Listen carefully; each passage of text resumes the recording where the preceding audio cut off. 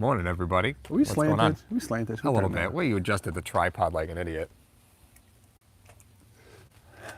Now I hate you. Yeah, there we go. And just for the record, you can see Mario on a stand up. See, Mario is clearly a head taller than me, but I'm not like I'm He's 6 foot. He's not a little guy. Yeah, I'm 6 foot. Everybody says that. Literally, everybody has come up to me and said, "You're a lot taller than I thought you'd be."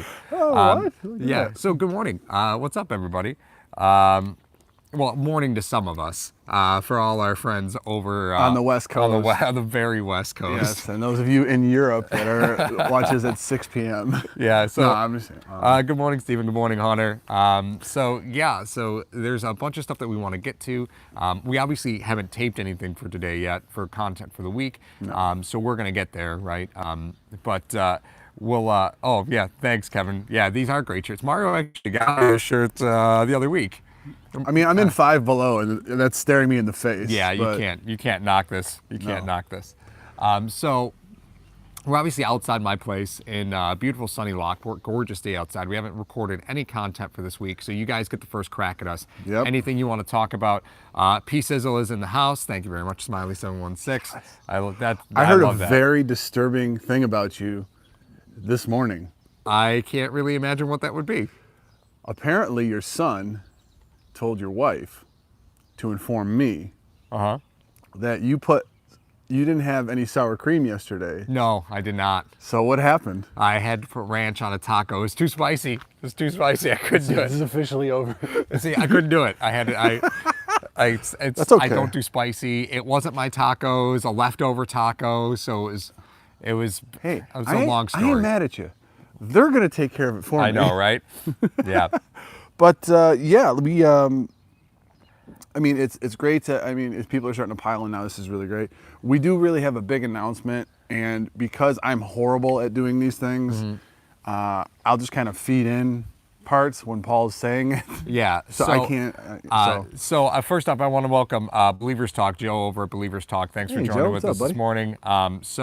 Kind of long story short, we're actually in negotiations right now with a additional platform to bring you guys more Bills coverage. So we're actually looking at expanding our Bills coverage, which is really exciting for us. So what's going to end up happening is not only are you guys going to get our weekly content, everything's going to stay the same. Nothing on YouTube changes. Everything stays the same. But we're also expanding content to another platform with Joe from Believers Talk to help give you guys game-by-game coverage, so actually play-by-play coverage. So we're talking about actual play-by-play of the Bills games that you'll be able to stream and follow along with the game. It's actually going to be real time, so that's really the cool thing is that as you see it on TV, you can turn down that TV and you can turn up the sound for us or with Joe from Believers Talk. Because due to schedules, Mario and I aren't going to be able to do all the games. Joe from Believers Talk is going to do a lot of those. So it's a very exciting thing for us. And that's on a product called Sportscaster. And they're gonna do a lot of great things for us. So it's a really cool partnership. So hopefully for game by game stuff, you'll be able to get the play-by-play from us and from Joe, which is an awesome opportunity. It's something we're really excited for. So we're going to look at starting, kind of getting used to going live on Sportscaster right around July. And then once the season rolls in, we'll have the play-by-play for you throughout the season, which is going to be great. Yeah, and upon completion of this video, I'll put a link to Sportscaster in the description down below. It's not there currently, but it will be there. It's very exciting time for us, and the things that we've been doing is we're able to go live a little bit more on some of the things that we're doing. And I mean, to call play-by-play is going to be hilarious. Oh, it's going to be a great time. I can't wait to do it. It's going to be a great time. Yeah, it is. There's no IP restrict on it, so you should be able to get it in any country. The cool thing about the broadcast, it's going to have some visuals that are attached to that, so it's not just going to be a camera of us live streaming. There's actually an app that goes along with it that gives you score, time, timeouts. Is it like they set up the field and right, stuff like yeah. that? So it's pretty cool. So that's why it was such a cool opportunity. You look like you're chugging a beer on the. What is that? Some off-brand. It's Bang. Dude, I don't know. This was brought to my attention this week during finals week. I don't even know what that's about. All right. It's pretty good. So let's get to some of the comments inside the live chat, and we got to start our show with the community tab. So thank you guys for posting on the community tab. Thank you. The first 5 on the community tab. The first one coming in, Gavin Linus. All right, what do you think the most important game of the season is? Also, I love every episode because getting a local take is always nice. Yeah. Well, you're welcome. First of all, thank you for riding with us. The most important game of the season, you'd be hard pressed not. I mean, some people want to say starting the season off right. The Jets, divisional game, winning that, great. Maybe people are saying week 4, Patriots, another divisional game, another huge game. I would, and I'm going to put a twist on this, I would sacrifice losing game 1 if we win game 4 and take that momentum into the bye week. Because then we have the Titans week 5. Okay. Then week 6 is the bye. And teams get on runs in that respect, and you can keep that run going for like 3 or 4 games after that. So if you're 6-2, but one of the losses unfortunately is to the Jets, if you had to tell me to pick, you're going to lose to the Jets or lose to the Patriots in the first 4 games, which one would you want to lose to? Right. And you always said all the time, there's always one game that the Jets sneak out on us. Right. All the time. So I would say that week 4 game, which a lot of people might say is a crucial game of the season for the Bills. I know you said something differently. I did, yeah. I'll have to respond to something. Oh boy, are you guys torturing him? In the Don't worry about me. I'm fine. Because I'll survive. It's fine. Did you just roast me? No. It's not about you. So I said last night that this was because again, you can look at the divisional games. And I think that's an easy answer, right? So to me, the most important game is the game against the Browns, because that's really your litmus test for the rest of the season, right? So that's going to tell you where you are from the front of the schedule, where you're going. The 9th game? Yeah. So that's because to me at that point, everything's already on the table, right? We already know where they are. We already know what's going on. We already know what the offensive scheme is going to be. We already know what the defensive style is. We probably had a couple of injuries already. You're already going to know the path of the season. I'm just saying, you're already going to know the path of the season. On the team. Still, and the Browns could be a total tire fire at that point. So it may be just a fun game to watch. But to me, that's the most important game of the season, because that's going to tell you where you're going and where you've been and kind of where that arc of the season is. So that, to me, the Browns game's the most we've said that many times. If the Bills are 4-4 or 4-3 at that point, and the Browns are 4-3.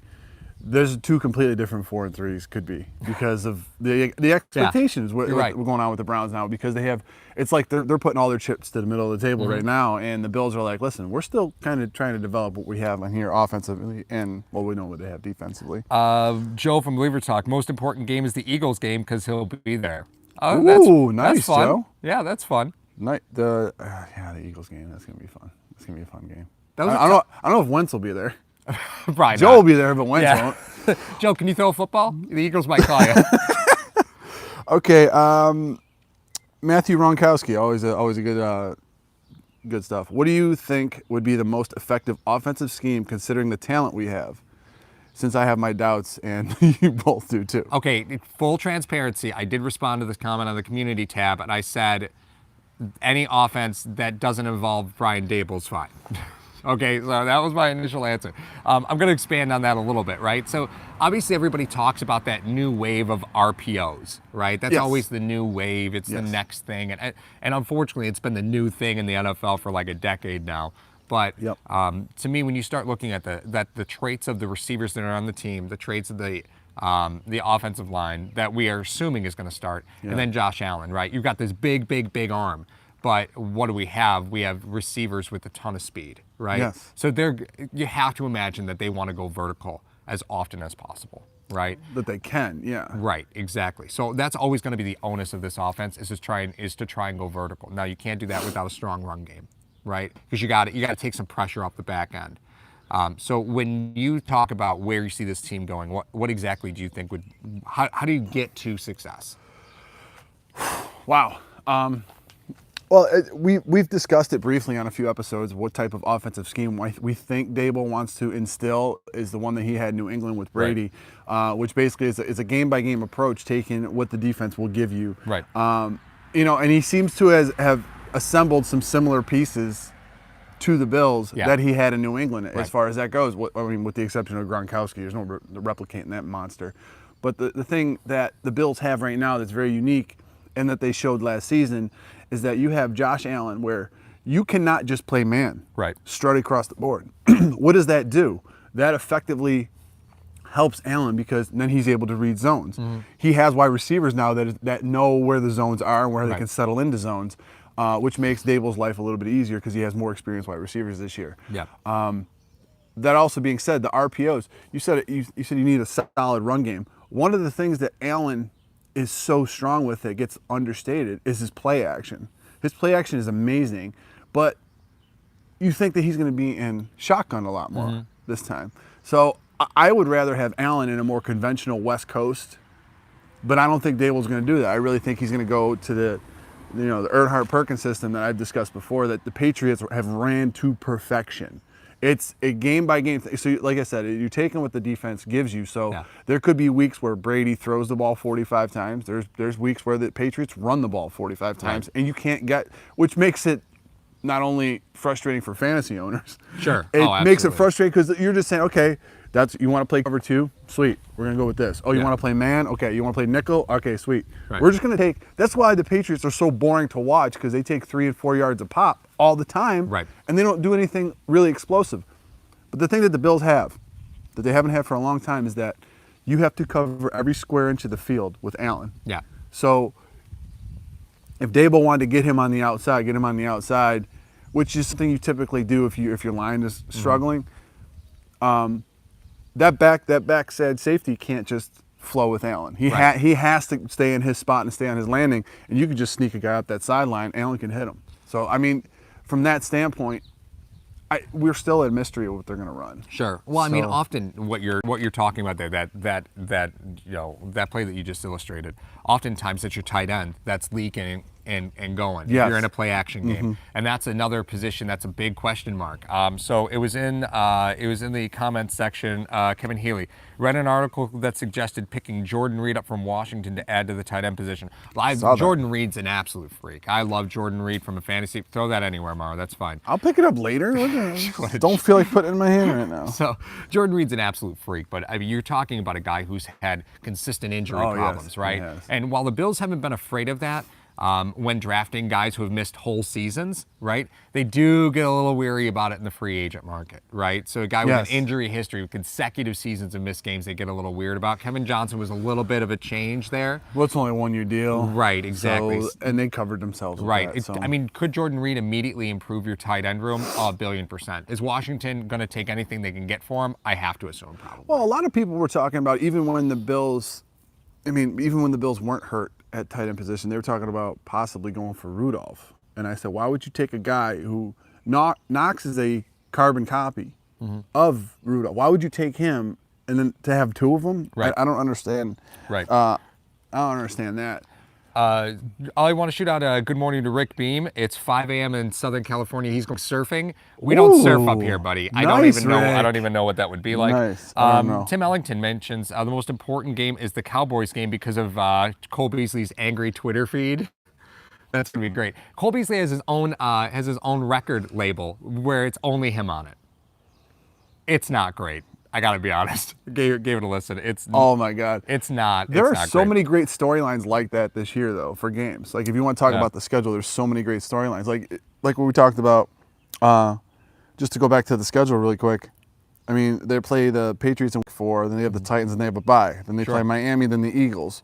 So you could say conceivably, they have a chance to beat the past 2 Super Bowl champions.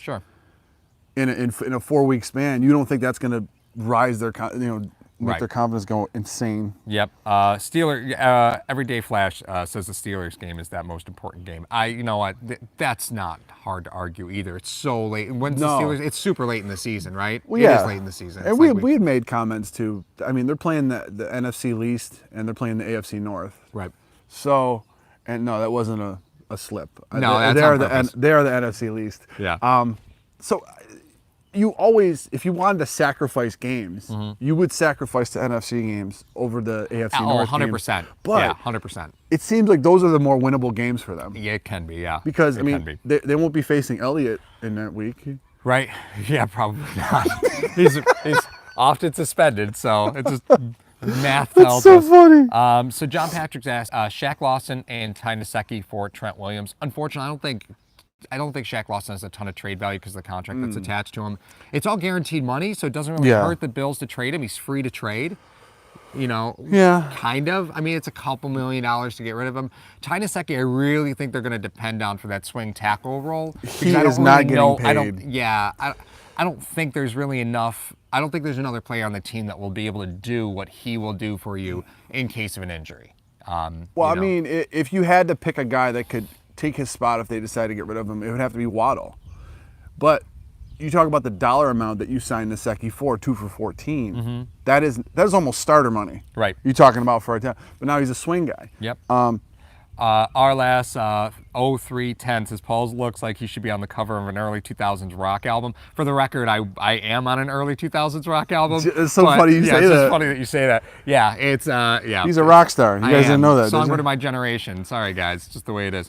Sounds like a cross between. No, I can't do it because she butchered the national anthem. So John Patrick comes back, to get back to the Ty Nsekhe thing, he comes back with Lee Adrian and Waddle, right? Yes. And fans love Lee Adrian and Waddle because I think they like the fact they came from New England, right? That's a big bonus to a lot of Bills fans. Yes. And he's really endeared himself to the community where I can't really say I've seen Nsekhe do anything to the level that Waddle has. Waddle's very involved in social media with the team and very involved. But I don't think you should discount a guy just because he's not involved in social media and stuff like that. What I'm saying is that Lee Adrian Waddle is a name that I think not a lot of seasons would a name like his get mentioned all the time. Yeah. But he's done a great job of keeping himself involved and being on the forefront and always being there in the conversation. I wonder when he initially went to New England, was that his same process? Yeah, like, I don't know. Was him and his wife like seen eating chowder and like just walking around town and doing all that stuff? I wonder if that's what he does. I don't know. I don't know the past of him when he was in New England, what he did. Everyday Flash, I mainly said that about the Steelers because I'm going to the Pittsburgh game and my entire family are Steelers fans. Oh, my condolences. That's brutal. Yeah, and we're Bills fans saying, I'm sorry. Yeah, your whole That's family all right. is I mean, Steelers if there fans, was that's ever gonna a be tough. team, if you had to ask me, if there was a team that if you didn't cheer for the Bills, who would you cheer for? You talk about two cities that are very similar in fan bases.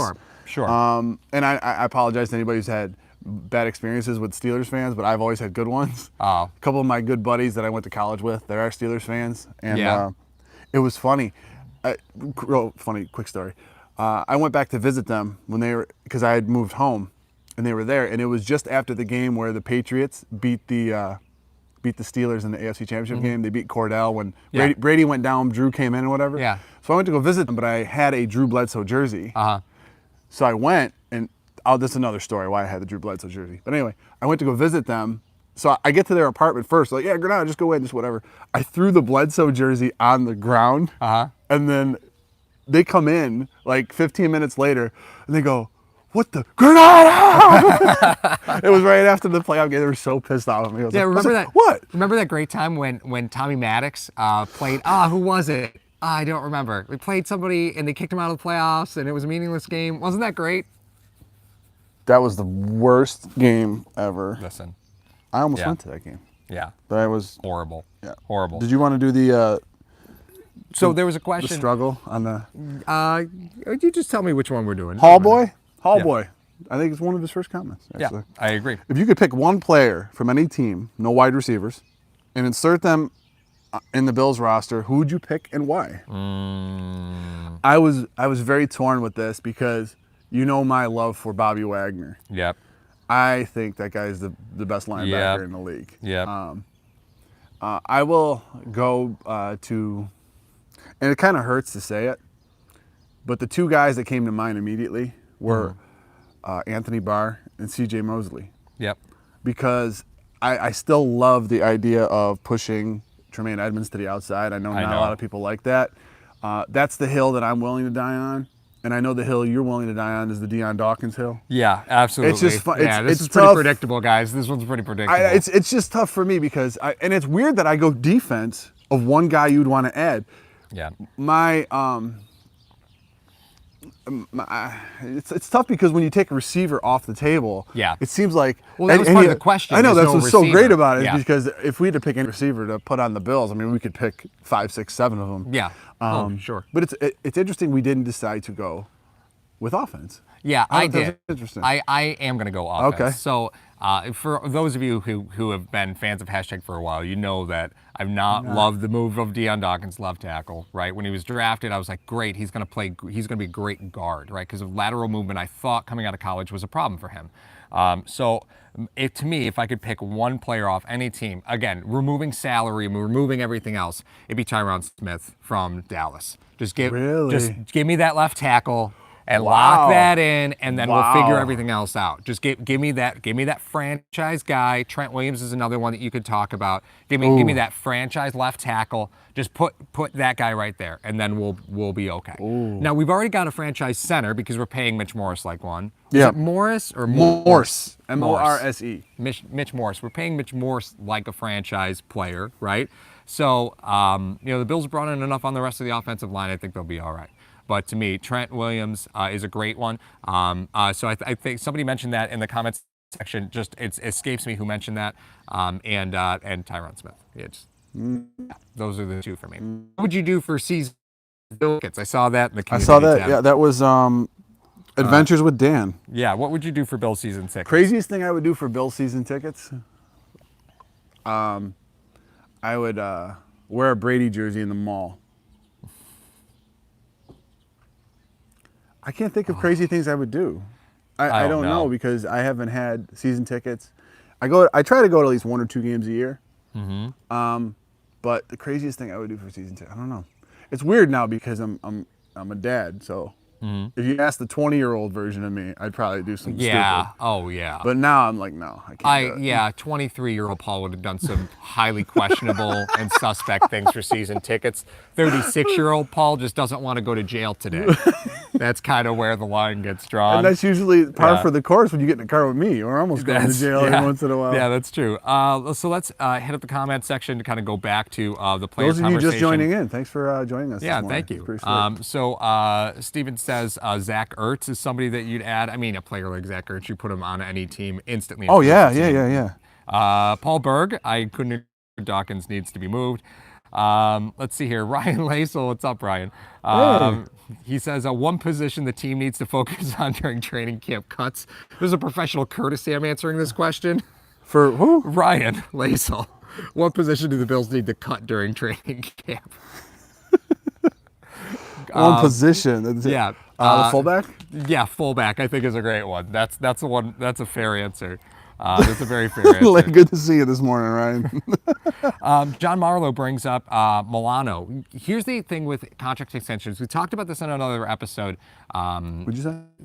What? What'd you just say? I didn't hear you. I was reading. Oh, it's okay. No, so we talked about this on another episode last week about contract extensions. So you're looking at Deion Dawkins, Matt Milano, Trey White. Yes. Effective January 1st of this year, you could start talking to them about an extension. You can't do anything right now. You have to wait until the new year starts, the new calendar year starts in their third season. Yeah, so, not the football league year, but the new calendar year. Yeah. So if you're going to sign a guy like Milano to a longer deal, the Bills would be smart to do it now because the new collective bargaining agreement's coming up. You don't know, how contracts are going to play out. If you can lock up Milano, buy out his last year, he'll be thrilled because he's making no money. You buy out his 4th year and kind of extend that contract and renegotiate the last year of his deal and give him an extension. Yeah. If you're going to start doing that, you got to start doing that stuff now because I think Milano would be cheaper now than he would be at the end of this season. You take a look at what's going to happen at the end of the season. Yeah. He's going to be pretty expensive.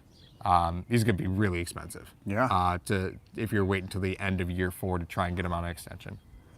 Yeah, and you have to realize that however long you decide to extend these guys, it's always going to bleed into Allen and Edmonds' contracts. So you have to be very conscious of that when you want to sign these guys to longer extensions. I mean, it's just really going to be. Why is Ryan getting so upset this morning? I mean, it's a Sunday morning. Why are you mad? Michael Goodman says cut McCoy and bring Keith Ford back. A lot of people think Keith Ford's still on this team. He's not. No, he's not. Yeah, he's been gone. He's been gone for a little bit. Let's see, Brian Zebzda. Oh, I did it. Zebzda. That's right. It's got to be right. Am I close enough, Brian? Thank you for joining us this morning. If you could pick your OC, who would it be? Well, first off, Kevin Healy brings up Jalen Ramsey. Ooh. No. What? No, I don't need none of that. Get that out of my locker room. I would. You know what? I'm gonna bring back. You know what? He got mad that I didn't give him credit for the question, so I'm gonna give him credit for this. Ryan Lasel. Okay. I would take 51 convicts and talkers if I'm gonna win the Super Bowl that year. Oh man. Donald Holtling. I'll tell you, I'll work with them. It'll be okay. Donald Holtling says Clowney.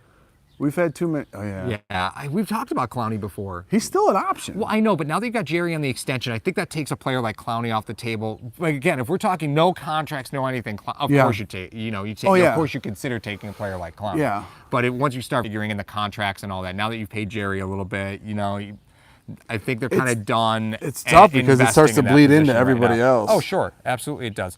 We got an ask for a shout out. Where was it? I just saw it 30 Ford is not ago. a spring chicken. Smiley716 going to get a happy birthday or shout out to the world's greatest mother, Melissa Gainey. Of course. Yeah, happy birthday. Happy birthday. And there was another one that I wanted to get to. Oh, yeah. If you could pick your OC, who would it be? Who would you take? He just has to be the OC? Just has to be the OC. Doesn't have to do anything else? Nope, that's it. Jim Bob Cooter. Oh, you took mine. Took mine.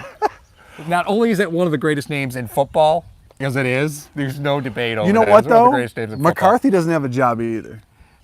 Okay, why don't you call his references? Is Aaron Rodgers stricken off his reference list? He list? won a Super Bowl with him. I understand that. And I understand that as well. However, the guy doesn't have a job. I'm sure he would just be happy just to call plays. But having that's what we always talking about. Is it the one or is it the magician? Yeah, you start talking about is it Rodgers or is it McCarthy? Right. So JSB Graphics, what running back do you think will start? Do you think we will start the season with, and do we pick up Shady again at the end of the season? Listen, Shady, if you're going to get him on anything at the end of the season, it's going to be, he's not going to want a one-year deal. No, And unfortunately, we've seen what happens with the way that this all plays out with contract extensions for running backs, and once they hit the free agent market, like Tevin Coleman signed a one-year deal, right? So, I mean, the market for running backs is just not there. His best thing to do would be to stay with the Bills. And I think that's still a possibility. It really depends on how the start of the season goes. Shady's your starting running back on this team until proven otherwise. But that's not something that's new for McDermott. He rarely starts rookies. Like Milano didn't start. Like the only time you start rookies is when they were a significant investment. So like Trey started, Edmonds started. Allen wasn't supposed to. No, right? we had an episode actually that we talked about it just briefly. Right. What guys that aren't drafted in the first round actually started. And there weren't many. Right. I mean, Milano had to sit behind Humber for 8 weeks. Right. Right. That's, I know, terrifying. That's a terrifying thought as far as I'm concerned. That was terrifying. Bring back Richie Incognito for entertainment from Tom Nemps. Don't worry. He's with Oakland, so there's plenty of entertainment. Don't worry. Right, we're going to see them on Hard Knocks. Yeah. And all that chaos that goes on. Let's see here. The guy behind the car for a while, who is he up to? Is there someone behind us? I don't know. Is there? I don't know. Ellington, you sneaky little guy. Thank you. All right. Let's see. We probably got to get going to start recording content this week. Because we haven't done anything. We got 28 minutes on the timer. Yeah, so about 10 minutes longer than what we... Yeah, so just to kind of rephrase... Here comes Ellington's boy. Is it? Here comes Ellington. For those of you that didn't watch the blooper reel, that was the guy last week that had the flannel and the dock shoes. Same flannel. Same flannel. Same dock shoes. Same dock Pants shoes. and socks this week, though, so kind of working on an upgrade. Boss. Yeah, he's wearing the Shawn Michaels cowboy hat. It's nice. I don't think he's super kicking anybody. No. So, unless it's the floor. Just to kind of recap a little bit. So, expect coming, at the start of the season, we're going to be doing play-by-play coverage. That will be on Sportscaster. All the information will be in a pinned commenter in the description. So that's going to be play-by-play with us and with Joe from Believers Talk. Very excited about that. So please join us for all the live play-by-play coverage for all your Bills games, because that's going to be a riot. And of course, catch all the content on hashtag this week. Yes. And we're going to be doing exclusive live coverage with Sportscaster as well. So that'll be Saturday mornings. We're not going to live stream on YouTube because of our contract with Sportscaster. We are going to live stream specifically with them on Saturday morning. So this right here that you get, this is going to be every Saturday morning until the season starts, exclusively on Sportscaster. So we're very excited about doing that. So any Q&As that you have will be over on their platform Saturday mornings. So that's just an additional day. It's not going to take away from any content on the YouTube channel. It's just going to be additional. So anything that comes in now in the live chat, we will just catch up once we get into the car. We got 10 minutes. We're going to get our breakfast. I will later today, I will put in this video, I will put a link to Sportscaster. And I will put a link to Joe's channel. Also on YouTube. He's a great follow.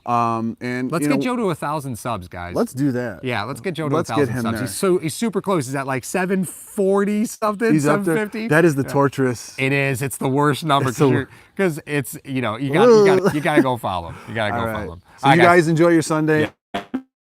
See you guys later this week. All right. Thanks again. Good morning and thanks.